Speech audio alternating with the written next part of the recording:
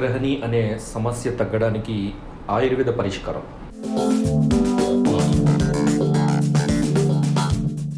మామూలుగా మనం చూస్తుంటాం చాలామంది రకరకాల సమస్యలు, 4-5 సమస్యలు, కొంతమంది 10 సమస్యలు, 20 సమస్యలు, ఇలాంటి సమస్యలన్నిటితోని బాధపడుతుంటారు.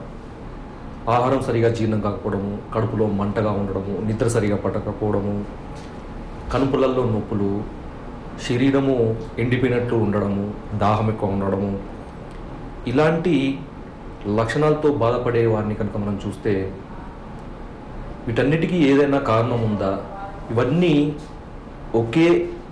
ఒకే రకమైన వ్యాధియా అనే అనుమానం కలుగుతుంది. కానీ అది నిజం. ఇలాంటి రకరకాల లక్షణాలతో కూడుకున్న సమాహారమే వాతజ గ్రహణి అనే ఒక ప్రత్యేకమైన సమస్య. ఈ వ్యాధి అనేది ప్రత్యేకంగా ఆయుర్వేదంలో మాత్రమే చెప్పబడింది, వేరే ఇతర రకాల వైద్యశాస్త్రాల్లో చెప్పలేదు.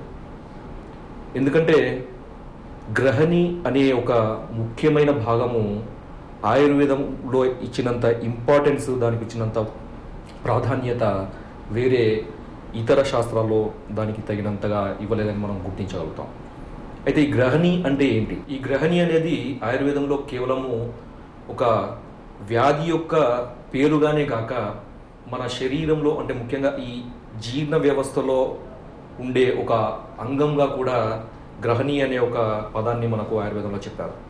అయితే ఈ గ్రహణి అనే శరీరాంగం ఎక్కడ ఉంటుంది, ఎలా ఉంటుంది అనేది మనము చూద్దాం. గ్రహణిని ముఖ్యంగా మనము డుయోడినం అని అనవచ్చు. డుయోడినం అనేది చిన్న ప్రేవుల యొక్క మొదటి భాగం.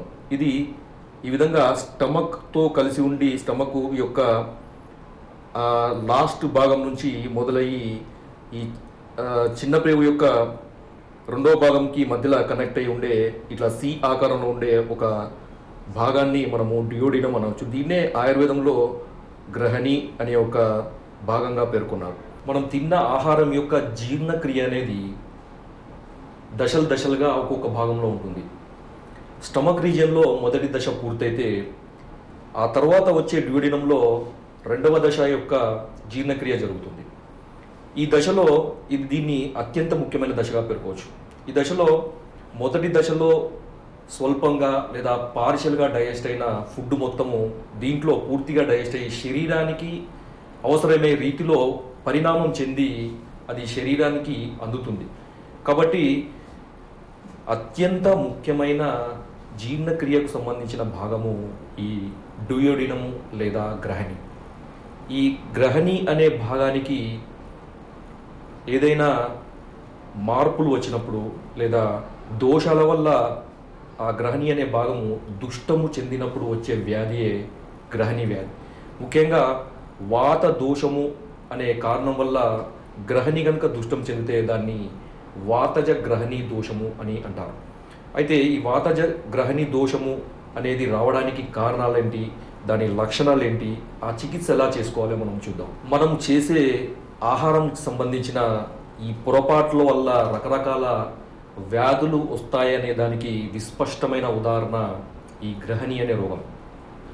ముఖ్యంగా వాత దోషం వల్ల వచ్చే ఈ గ్రహణి దోషానికి గల కారణాలు కనుక చూస్తే ఎక్కువగా వగరు, చేదు, కారంగా ఉండే ఆహార పదార్థాలను మితిమీరి తినడం, అంటే అవసరమైన దానికంటే ఎక్కువగా తినడము, తరచుగా తినడము, పలుసార్లు తినడం అనేది ముఖ్య కారణం. రెండవది చల్లగా ఉండే ఆహార పదార్థాలను తినడము లేదా చల్లారిన ఆహార పదార్థాలను తినడం. అంటే మామూలుగా మనం వండుకున్న ఆహారాన్ని ఫ్రిడ్జ్లో పెట్టుకొని దాని తర్వాత దాన్ని తీసి తినడము, లేదా పొద్దున వండిన ఆహారము అది చల్లబడిన తర్వాత ఏదో మధ్యాహ్నానికో సాయంత్రానికో రాత్రికో తినడము, ఇలా తినడం వల్ల కూడా ఈ వాతం యొక్క ప్రభావం జరుగుతుంది. మూడవది కావలసిన దానికంటే ఎక్కువగా తినడము లేదా అవసరమైన దానికంటే తక్కువగా తినడం లేదా అసలే తినకపోవడం, ఇలాంటి కారణాల వల్ల కూడా వాతం యొక్క దుష్టం కలిగి తద్వారా దాని యొక్క ప్రభావం గ్రహణి మీద కూడా పడుతుంది.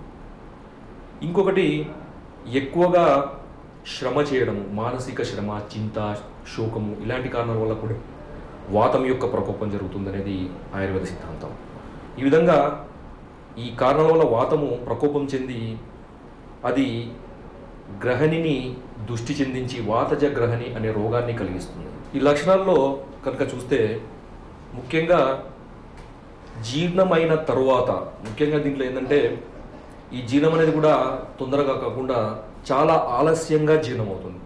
ఆలస్యంగా జీర్ణమైన తర్వాత కూడా అది శుప్తపాకం అంటే పులుపెక్కుతుంది, అంటే పుల్లటి బేగులు కలగడం అనేది ఈ దీంట్లో ఉండే ముఖ్య లక్షణం. దాని తర్వాత ఆకలి ఎక్కువగా ఉండడము, దప్పిక ఎక్కువగా ఉండడము, నోరు గొంతు